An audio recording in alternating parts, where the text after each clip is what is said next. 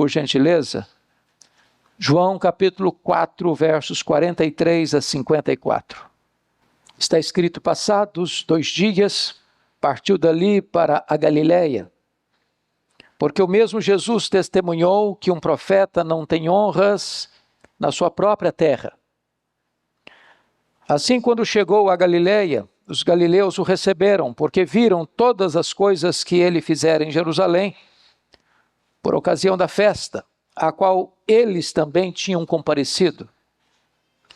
Dirigiu-se de novo a Caná da Galiléia, onde da água fizera vinho. Ora, havia um oficial do rei, cujo filho estava doente em Cafarnaum. Tendo ouvido dizer que Jesus viera da Judéia para a Galiléia, foi ter com ele e lhe rogou que lhe descesse para curar seu filho, que estava à morte. Então Jesus lhe disse: se porventura não virdes sinais e prodígios, de modo nenhum crerdes, de modo nenhum crereis. Rogou-lhe o oficial: Senhor, desce antes que meu filho morra. Vai, disse-lhe Jesus, teu filho vive. O homem creu na palavra de Jesus e partiu. Já ele descia quando os seus servos lhe vieram ao encontro, anunciando-lhe que o seu filho vivia. Então indagou deles a que hora o seu filho se sentira melhor. Informaram: ontem, à hora 7ª, a febre o deixou. Com isto, reconheceu o pai ser aquela precisamente a hora em que Jesus lhe dissera: teu filho vive, e creu ele e toda a sua casa.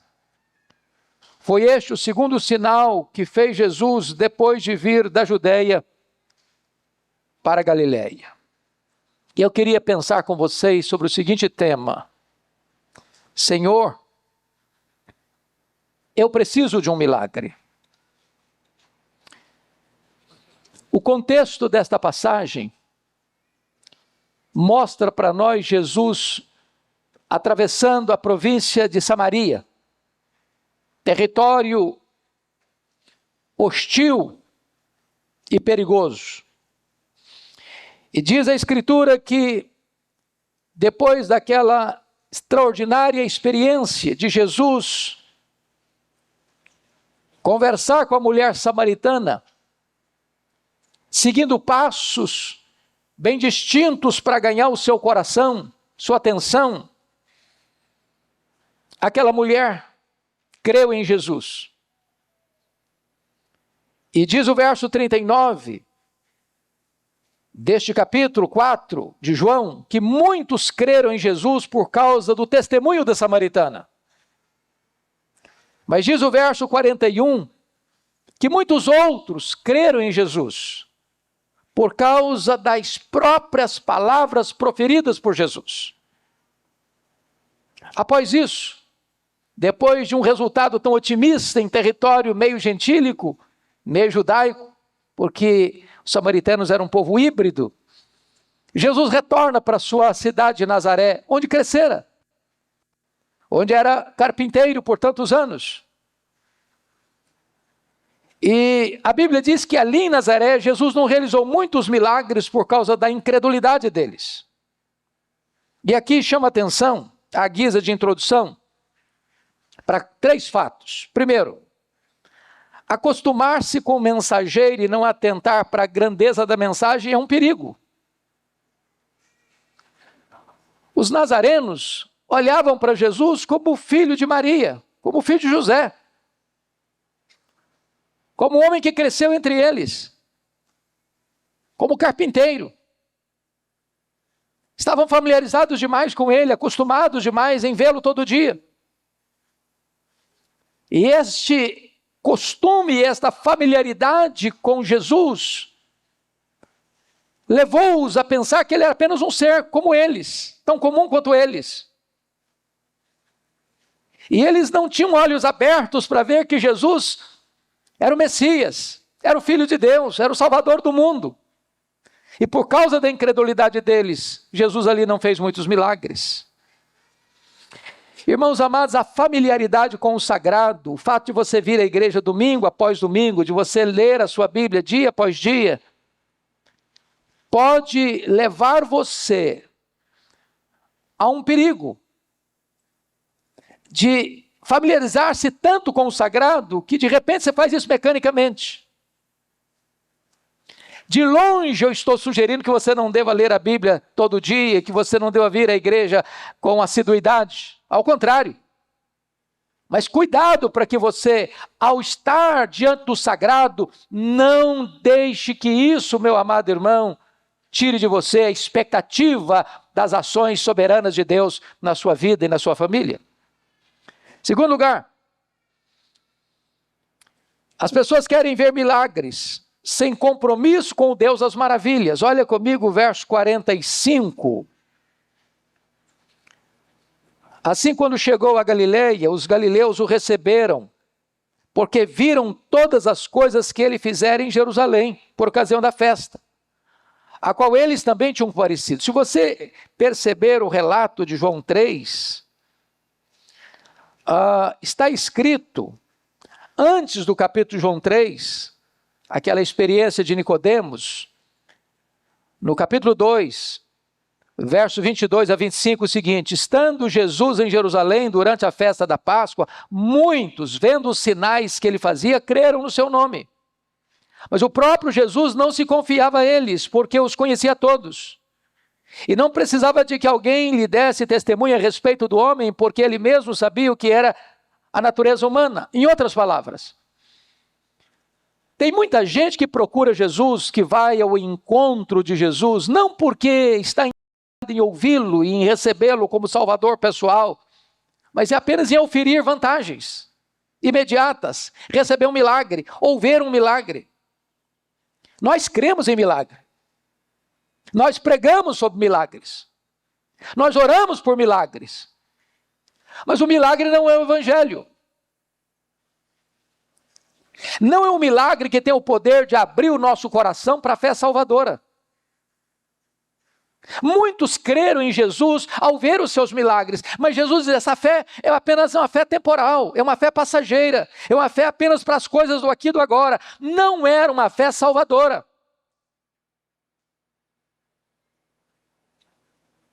Assim também, como os judeus lá do sul de Jerusalém, aqui também no norte, os galileus querem ver milagres, estão ávidos por milagres, correm atrás de milagres, mas Jesus não confia neles. Isso não é a fé salvadora. Eu acho curioso, lá em Atos 2, acontece o derramamento do Espírito Santo, aquele foi um fato extraordinário, mas o fato em si não foi suficiente para abrir o entendimento do povo de Jerusalém. Ao contrário, ficaram com ceticismo. O que quer isso dizer? Houve até mesmo preconceito. São galileus. Houve zombaria, estão bêbados. Entretanto, quando Pedro se levantou para pregar e pregou uma mensagem cristocêntrica, os corações foram compungidos. E cerca de 3.000 pessoas foram convertidas a Cristo. A terceira coisa que eu quero trazer à tona é que a incredulidade fecha a porta às intervenções de Deus. Está lá em Mateus 13, 58. E não fez ali em Nazaré muitos milagres por causa da incredulidade deles. Eu não sei quanto a você, irmão, o fato de a gente vir à igreja, domingo após domingo, quantas vezes você vem para a casa de Deus sem qualquer expectativa? Você vem por um hábito, você vem por um costume, você vem porque você gosta de vir, e é bom que venha mesmo. Alegrei-me quando me disseram: vamos à casa do Senhor. Por outro lado, a gente vem por vir. Não espera nada, não tem expectativa de nada, não espera receber nada também. Botou a vida espiritual no piloto automático. E sabe, irmãos, isso pode nos levar a ter a mesma situação dos habitantes de Nazaré. Ali Jesus não faz milagres. Ali Jesus não opera as maravilhas. Não porque não tenha poder de fazê-lo. Não porque a incredulidade do povo impede que ele faça, porque perdeu o poder. Não, mas ele não faz.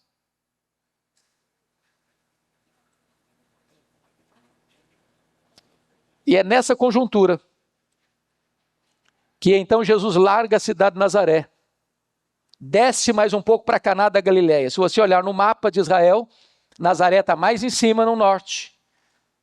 Aqui mais embaixo está Cafarnaum, à beira do mar da Galileia, que é mais baixo, a 220 metros abaixo do nível do mar. Então quem vem de Nazaré, rumo a Caná da Galileia, rumo a Cafarnaum, está descendo. Está descendo. Ele desce lá de Nazaré para Caná da Galileia. Foi onde ele fez o seu primeiro milagre. E é nessa conjuntura que sobe de Cafarnaum para Caná da Galileia, 30 quilômetros, um oficial do rei, obviamente, do rei Herodes Antipas, que era o tetrarca da Galileia. Ele tem um problema em casa, o seu filho está à beira da morte.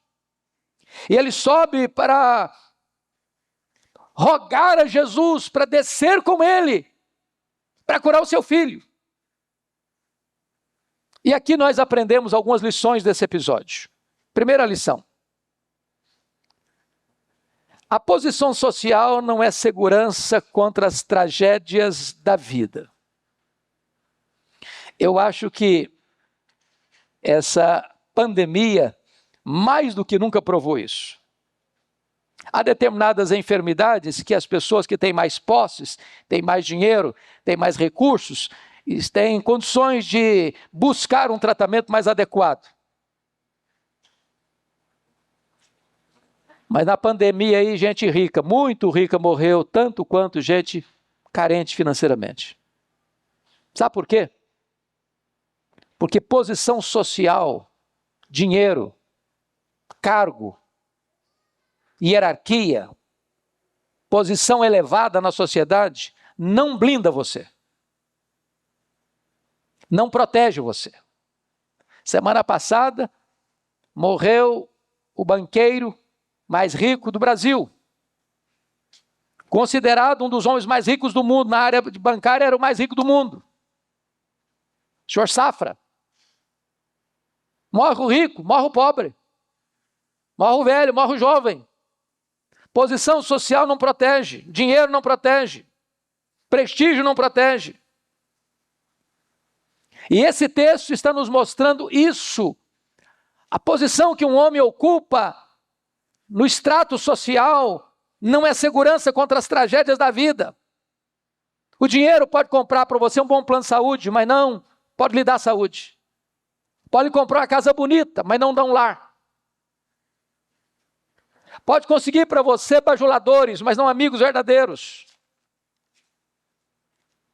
O dinheiro pode comprar para você privilégios na terra, mas não um lugar no céu. Esse homem certamente tinha esgotado todos os seus recursos, todos os seus expedientes, para tratar do filho, para buscar a saúde do filho. Mas tudo debalde, tudo inútil, nada funcionava. E é nessa conjuntura então que ele recorre a Jesus. Charles Haddon Spurgeon disse, e com razão, que sedas e cetins geralmente cobrem corações angustiados. Os que dormem nos palácios têm noites mais intranquilas do que os que dormem nos casebres. Quanto mais alta é uma árvore, mais ela suporta o rigor das tempestades. Este homem é oficial do rei, mas está aflito, desesperado. Seu filho está morrendo. Há cheiro de morte rondando a sua casa. Era um caso urgente.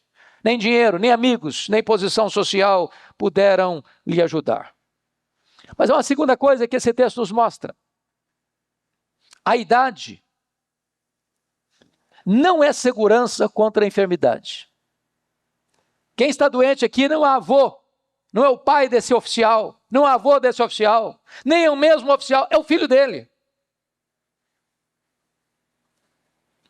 A doença chegou para alguém jovem, cheio de vigor, com o corpo talvez sarado, como diríamos hoje. Isso prova, irmãos, que o ser humano é vulnerável. É vulnerável. A força do jovem, a saúde do jovem não é uma garantia contra a doença. Talvez um dos fatos mais dramáticos da vida é um pai e uma mãe ver um filho tenro, ou jovem, ou cheio de vigor, caído numa cama, enfermo, à beira da morte. É o drama que você encontra de um Jó sepultando os filhos. É o drama de um Davi sepultando pelo menos 3 filhos.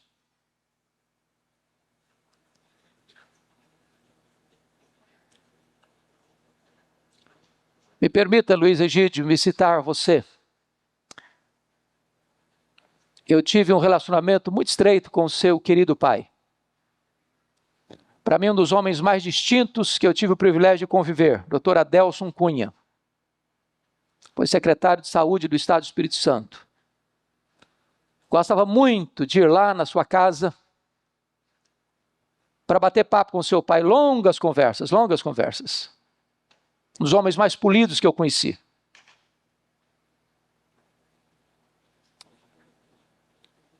E um dia, seu irmão, filho caçula, adoeceu. Com tantos sonhos, com tantos projetos. Uma enfermidade grave, violenta e rápida.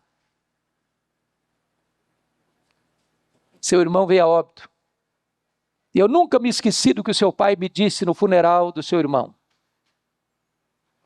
Pastor, o que mais me dói é que meu filho furou a fila. Não é natural um pai sepultar um filho. Esse é o drama desse pai aqui. Seu filho está à morte.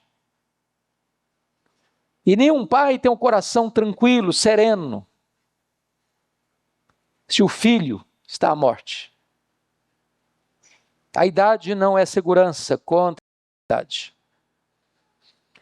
Mas em terceiro lugar, irmãos, nós aprendemos nesse texto sobre os benefícios que a aflição máxima pode trazer a nós. Porque até mesmo nas aflições mais agudas da vida, Deus continua no controle. E essas aflições podem nos colocar mais perto de Jesus. Este homem, como oficial de Faraó, melhor dizendo, como oficial de Herodes Antipas, talvez vivendo nos redutos do palácio, nos corredores do palácio, em Cafarnaum, que era a sede do governo de Herodes Antipas, estivesse muito fora do âmbito do relacionamento com Jesus. Mas o sofrimento leva esse homem a Jesus. Quantas vezes o caminho de Deus de acesso ao nosso coração é a tempestade? Como disse o salmista, foi-me bom ter passado por sofrimento para que eu aprendesse os teus decretos, para que eu aprendesse a tua lei. Olha comigo o verso 47. Tendo ouvido dizer que Jesus viera da Judéia para a Galiléia, foi ter com ele e lhe rogou que descesse para curar o seu filho, que estava à morte. O sofrimento levou a Jesus.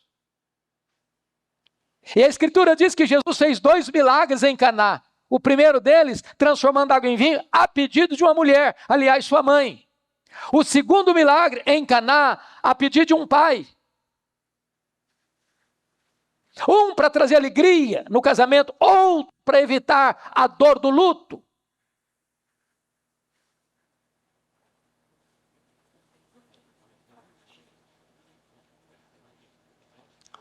Eu conheço, e você também, algumas pessoas que, diante da correria da vida, vieram a Cristo na hora da dor. E encontraram nele refúgio, encontraram nele cura, encontraram nele consolo, encontraram nele perdão, encontraram nele a vida eterna. É o caso desse homem. Mas em segundo lugar, veja comigo, que a insistência para que Jesus vá com ele à sua casa. Olha comigo o verso 49. Diante da resposta de Jesus no verso 48, então Jesus lhe disse: se porventura não virdes sinais e prodígios, de modo nenhum crereis. Rogou-lhe o oficial: Senhor, desce antes que o meu filho morra. Eu não sei quanto a você, queridos, eu creio, louvado seja Deus, que nenhum de nós aqui está com alguém doente nas últimas, à beira da morte em casa. Mas há outros perigos que rondam a nossa casa. Há outros motivos de angústia e dor que cercam a nossa vida. E talvez você veio aqui hoje, nesta manhã, dizendo: Senhor, eu preciso de um milagre. Na minha casa, na minha vida, no meu casamento, no relacionamento com os meus filhos, na minha família.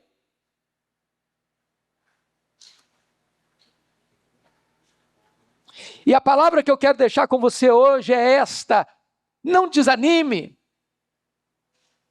Se Jesus está tratando com você, se a resposta primeira de Jesus para você parece ser um balde de água fria no seu entusiasmo, se você não vir milagre, você não crê, e ele diz: Senhor, eu preciso, eu tenho urgência, meu filho está morrendo, desça antes que meu filho morra. Ele tem pressa. E eu estou seguro disso, irmãos, nós precisamos de Jesus na nossa casa. A maior necessidade nossa não é de coisas, não é de bens, nem mesmo de saúde. A maior necessidade nossa é de que Jesus vá conosco à nossa casa. Porque onde ele entra, leia os evangelhos e você vai ver que onde Jesus entrou, milagres aconteceram. Houve salvação, houve cura, houve perdão, houve restauração, houve recomeço, houve um novo horizonte dali para frente. Mas que passos esse homem deu para alcançar o milagre na sua família? Primeiramente, veja comigo a humildade dele. Olha aí verso 46, 47. Dirigiu-se de novo a Caná da Galileia, onde da água fizera vinho. Ora, havia um oficial do rei, cujo filho estava doente em Cafarnaum. Tendo ouvido dizer que Jesus viera da Judeia para a Galileia, foi ter com ele e lhe rogou que descesse para curar seu filho. Ele desceu do seu pedestal. Ali ele não é um oficial do rei, ali ele é um pai aflito. Ao ir a Jesus, deixe seus títulos, deixe seus diplomas, deixe a sua conta bancária, deixe a posição que você ocupe. Vá como um coração sedento, com humildade, para recorrer a ele. Eu não sei se você já parou para perguntar por que, por exemplo, que Eliseu ordenou a Naamã mergulhar no Jordão 7 vezes. Por quê? É um ritual místico? Não. Naamã era leproso. Mas essa informação era retida do povo, da população. Porque se fosse dada a informação para o povo, ele não podia ser o comandante que era. Ele tinha que ir para um leprosário. Ele escondia a sua realidade. Mas para mergulhar no Jordão, não pode mergulhar com toda aquela tralha pesada, porque ele ia para o fundo do rio, morria afogado. Ele tinha que tirar a armadura. E tirar a armadura significa: eu tenho uma doença. Eu preciso reconhecer: eu sou pecador. Eu sou carente da graça. Eu necessito de socorro. Ninguém se aproxima de Jesus com soberba, com altivez, com arrogância. É preciso descer do pedestal. A segunda coisa que esse homem demonstra, esse pai, é coragem. Porque o verso 46 nos informa que ele era oficial do rei. Que rei? Herodes Antipas. E a questão é que Herodes Antipas era um monstro. Ele era do mesmo estofo moral de seu pai Herodes o Grande. O homem que mandou matar João Batista. O homem que casara com a sua sobrinha e cunhada. E João Batista o confrontou, não é lícito. Você possui a mulher de seu irmão. O homem que queria matar Jesus, e Jesus diz, ele é uma raposa. Esse homem, mesmo sabendo que a relação do seu chefe com Jesus era estressada, ele tem coragem de romper protocolos, de correr riscos para ir a Jesus. Quantas pessoas, irmãos, que ficam cheias de melindres, de vir à igreja, de ter uma Bíblia, de ler uma Bíblia, de ouvir a mensagem de Deus, porque a família, tradição familiar, tradição religiosa, com medo de um, com medo de outro, e com isso ele deixa de ir ao encontro de Jesus. Esse homem teve coragem. Mas a terceira coisa que ele fez, não só humildade e coragem, mas persistência, porque o versículo 49 nos informa isso. Senhor, desce antes que meu filho morra. Tem hora que Jesus não segue a nossa agenda. Nós temos pressa e achamos que ele tem que seguir o nosso calendário. O calendário de Jesus é diferente. Ele faz no seu tempo, do seu modo. Ninguém pode pressioná-lo.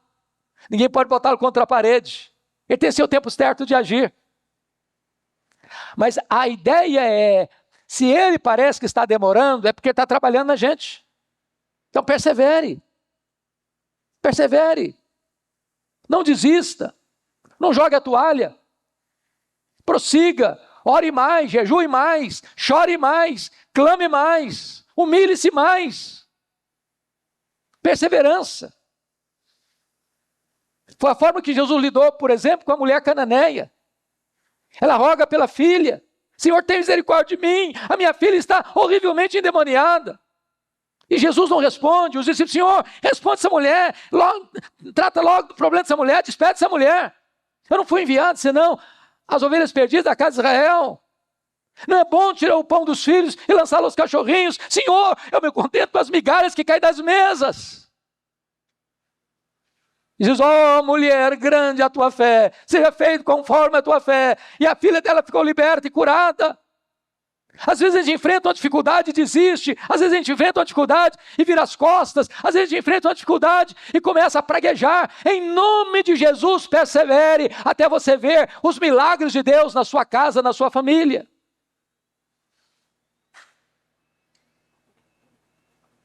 Mas em quarto lugar, este homem exercita sua fé. Olha comigo o verso 50. Vai, disse-lhe Jesus, teu filho vive. O homem creu na palavra de Jesus e partiu. Que coisa maravilhosa. Ele queria que Jesus descesse com ele. Jesus não desceu, mas atendeu o seu pedido. Vai, teu filho vive. E ele creu. E quem crê, descansa. Quem crê, não duvida. Foi o que Jesus disse para Marta. Agora não adianta mais, Senhor, já cheira mal. Diz, Marta, se creres, verás a glória de Deus.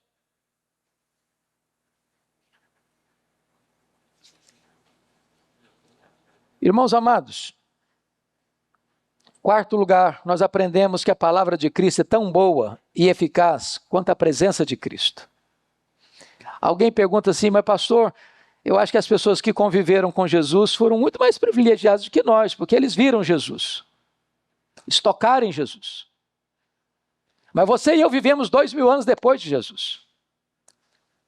Mas a palavra dele, a promessa dele, é o mesmo que a presença dele para nós. Esse homem estava equivocado a respeito de Jesus. Ele vai lá apenas porque ele precisa de um milagre. Ele olhava Jesus apenas como um operador de milagres. E tem muita gente no cenário religioso brasileiro que vai a uma igreja só por causa de um milagre. Porque precisa de um milagre. Porque ouviu falar que ele faz milagres. E ele faz mesmo. Mas Jesus acentua que esse tipo de fé não é suficiente. Se vocês não virem milagre, vocês não crerão. E crerem em mim apenas porque eu realizo um milagre não é uma fé suficiente, não é uma fé que leva para o céu, não é uma fé que salva. Mas este homem começa com esse passo.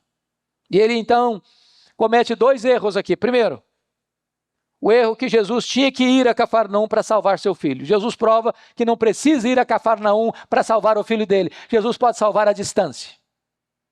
Segundo, que se o seu filho morresse, isso seria tarde demais para Jesus. Olha o que ele diz no verso 49. Senhor, desce antes que o meu filho morra. Em outras palavras, se morrer não tem jeito. Então, se o senhor não for antes, solução acabou. Jesus não desceu a Cafarnaum, mas apenas disse uma palavra: vai, o teu filho vive. Promessa de Jesus e realidade são a mesma coisa. Nenhuma das suas promessas cai por terra. Tudo o que ele promete, ele cumpre. Mas eu quero concluir, último ponto. Nós aprendemos que as aflições podem nos levar à maturidade espiritual. Primeiro, esse homem começou com a fé trôpega. Verso 48. Se porventura não virdes sinais e prodígios, de modo nenhum crereis. Isso é uma fé trôpega, gente que só vai a Jesus por causa de um milagre, de uma cura, de um alívio, a solução de um problema. Mas em segundo lugar, a sua fé vacilante tornou-se uma fé confiante. No verso 50, vai, disse-lhe Jesus, teu filho vive. O homem creu na palavra de Jesus e partiu. Ele não disse, Senhor, vão comigo. Senhor, se o senhor não for, não vai resolver. Não, ele creu. E o nosso papel é crer na palavra de Jesus. Você tem a Bíblia, a palavra de Deus, escrita. As promessas de Deus estão aqui. Leia, creia, obedeça. Terceiro, a sua fé confiante tornou-se fé confirmada. Versos 51 a 53 diz que enquanto ele descia, eu estou falando de 30 quilômetros de Caná da Galileia a Cafarnaum, enquanto ele está descendo, gente da sua casa está subindo. Encontram no meio do caminho. Disseram, olha, teu filho está bem, a febre o deixou. E ele averigua, que horas aconteceu isso? Ao receber a informação, ele chega à conclusão que a febre deixou o seu filho no exato momento em que Jesus disse, vai, o teu filho vive. A fé confiante é agora a fé confirmada. Mas finalmente, a sua fé confirmada tornou-se uma fé contagiante. Olha comigo os versos 53. Porque está escrito, com isso reconheceu o pai ser aquela, precisamente a hora que Jesus lhe dissera, teu filho vive, e creu ele toda a sua casa. Toda a sua casa. Bendito seja Deus, que quando você crê, você abre a porta da salvação também para a sua família. Crê no Senhor Jesus e será salvo tu e a tua casa. E foi o que aconteceu na casa daquele homem.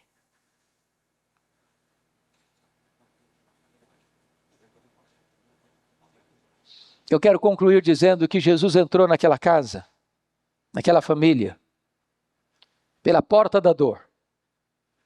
E toda a família foi salva. Deus permitiu aquela enfermidade para que toda uma família fosse salva.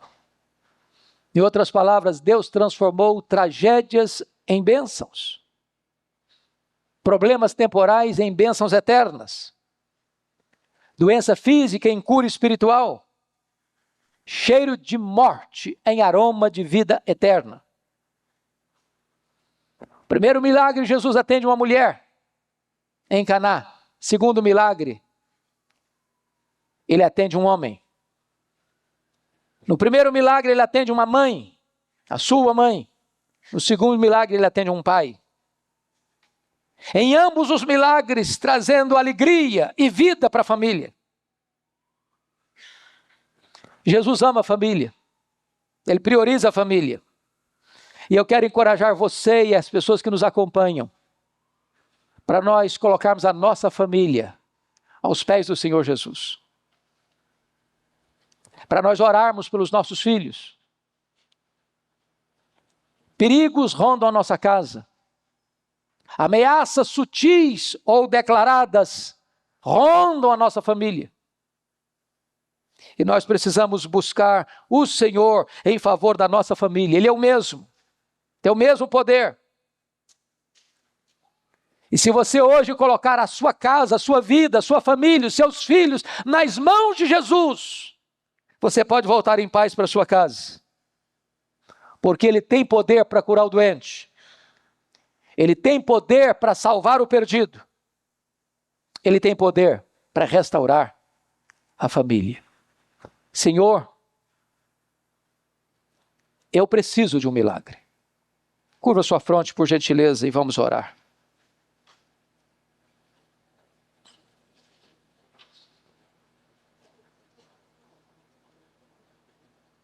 Como é que está a sua casa? Como é que está a sua família?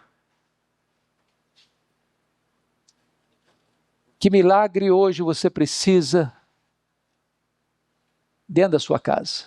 O que é que hoje aflige o seu coração? O que é que você já se esforçou e usou todos os recursos que você tem e o problema não está resolvido? Coloque este problema agora nas mãos de Jesus. Seja um problema de saúde, uma enfermidade atingindo a sua família, seja um problema de relacionamento, seja alguém que ainda não se rendeu aos pés do Salvador dentro da sua casa.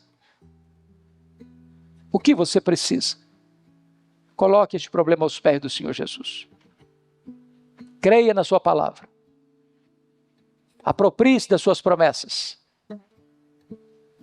E volte em paz para a sua casa. Agradecemos-te, Deus, a tua palavra que é poderosa e viva. Tu conheces o nosso coração, tu conheces a nossa casa, tu conheces a nossa família. Tu conheces o recesso do nosso lar. Tu conheces o que o amigo mais próximo não sabe. Tu conheces aquilo que não foi compartilhado com o amigo mais próximo. Então, em nome de Jesus, ó Deus, volta o teu rosto para nós nesta manhã. Porque nós também precisamos de um milagre. Da tua intervenção, da manifestação do teu poder, da tua cura e da tua salvação.